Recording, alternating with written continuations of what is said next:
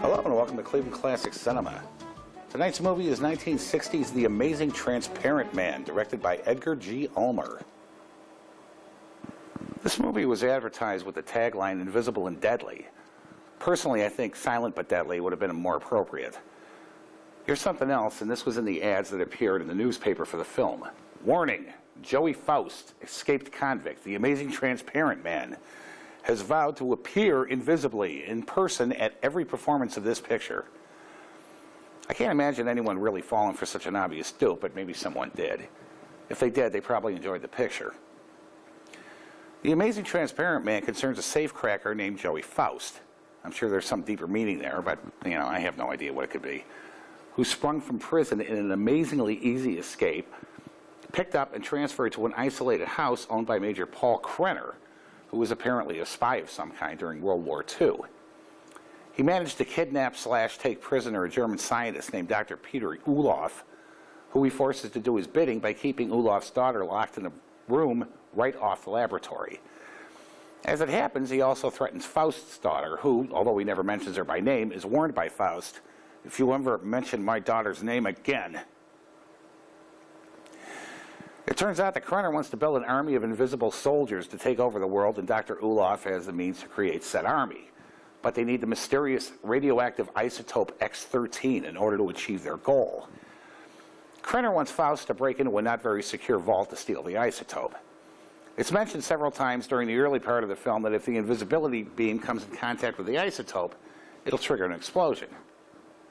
Guess what happens at the end of the movie?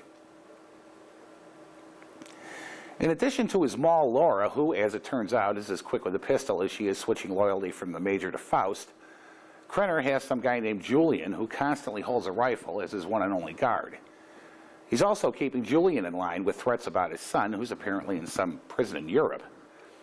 What gets me about this is that Krenner's influence seems to stop about 5 feet past the end of the driveway. So how could he help Julian with his son's imprisonment? Faust is a hard-boiled type, constantly barking his lines and acting tough, so it surprises no one except Krenner and his idiot helpers that once he's made invisible, he can't be controlled. It seems to me that making an entire army invisible would, make it a little tough to maintain discipline since you never know where they are, but that doesn't seem to occur to Krenner either before or after his experience with Faust. That and the fact that they'd constantly be running into and shooting each other because they're invisible and can't see their comrades would be, a drawback as well, but when you're crazy enough to want to take over the world with a grand total of 2 henchmen, I suppose you don't sweat the small stuff. A personal aside here. Why in the name of all that's holy would you want to take over the world? I mean, my God, can you imagine what a headache that would be? You'd be responsible for every man, woman, and child on earth, for the love of Pete, and you'd be constantly living in fear the entire time because, as Dumbledore once said, tyrants live in constant fear of the people they oppress because they know that someone somewhere, someday, is going to get fed up enough to take them out. I have a hard enough time getting through life from day to day as it is without worrying about some stranger blowing my head off. Add invisibility to the mix and the entire, idea pretty much dissolves before it even gels. Anyway, luckily for Joey and the audience, the invisibility procedure makes his clothes disappear as well, so he doesn't have to worry about getting his schlong caught in a vault door, and we don't have to see it because it's not perfect. As Joey finds out to his dismay while robbing a bank, parts of him pop in and out of invisibility without warning. Of course, a bag full of money floating around all by itself is something of a giveaway, but I have to wonder, if he'd stuck it under his coat, which is also invisible, would it have disappeared as well? The Amazing Transparent Man was made back-to-back, although some claim simultaneously, with another Ulmer film, Beyond the Time Barrier, over a 2-week period, and it looks it. Both of them were shot on deserted fairgrounds in Texas, with Ulmer apparently splitting his time between each one. Neither of those movies was very good, so, I think now it's time to talk a bit about the director. Edgar George Ulmer was born on September 17, 1904 in Olmütz, Moravia, Austria-Hungary. He first entered the business as a set designer working for director Max Reinhardt. in his teens and came to New York with a play entitled The Miracle, which opened on Broadway. From there, he moved into films and worked his way up. His first Hollywood credit being 1933's Damaged Lives, which I believe I mentioned in the intro to Maniac. And his next was 1934's The Black Cat with Boris Karloff and Bela Lugosi. That was, by all accounts, a very good movie, and I'd really like to see it sometime. According to rumor, after this, he started an affair with the wife of an independent producer by the name of Max Alexander, who happened to be the nephew of Universal studio head Carl Laemmle, and got blackballed by the major Hollywood studios. He ended up spending just about all of his career making B-movies at Producers Releasing Corporation, otherwise known as PRC. PRC was one of the lower-rung Poverty Row outfits in Hollywood, and Ulmer soon became the studio's leading director. For a time, he specialized in making race films, usually Ukrainian and Yiddish movies. He directed 1945's Detour, which we've shown on this program, and I absolutely hated.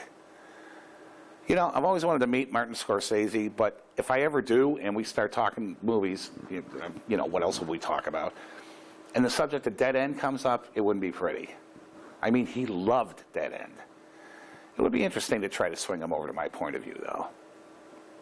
Yeah, right. I'd be so awestruck being in the presence of Scorsese that I'd automatically agree with anything he said. Anyway, to cap this part of the bio, here's some good advice. Think with your big head and not your little one. There are a few stylistic touches in this movie to lift it above the usual PRC crap you see on this show. Actually, now that I think about it, there's really only one, and it's not that big a deal. It's when Faust takes his coat off and throws it at the lens. It serves as a transition. Not a big deal, but it does show a little style. Edgar G. Ulmer died on September 30th, 1972 in Woodland Hills, Los Angeles, California. Douglas Kennedy was born on December 14th, 1915 in New York City. He appeared in 197 movies and TV shows over the course of his long career, usually playing a heavy of some sort due to his gruff appearance. He started acting in films in 1940, his career interrupted by World War II. He worked as a Signal Corps officer and as an operative in the OSS and Army Intelligence. After the war, he returned to Hollywood and appeared in many films as second lead or occasionally the male lead, and is best remembered for his TV series 1956's Steve Donovan, Western Marshal, as well as his appearance as one of the policemen taken over by aliens in 1953's Invaders from Mars.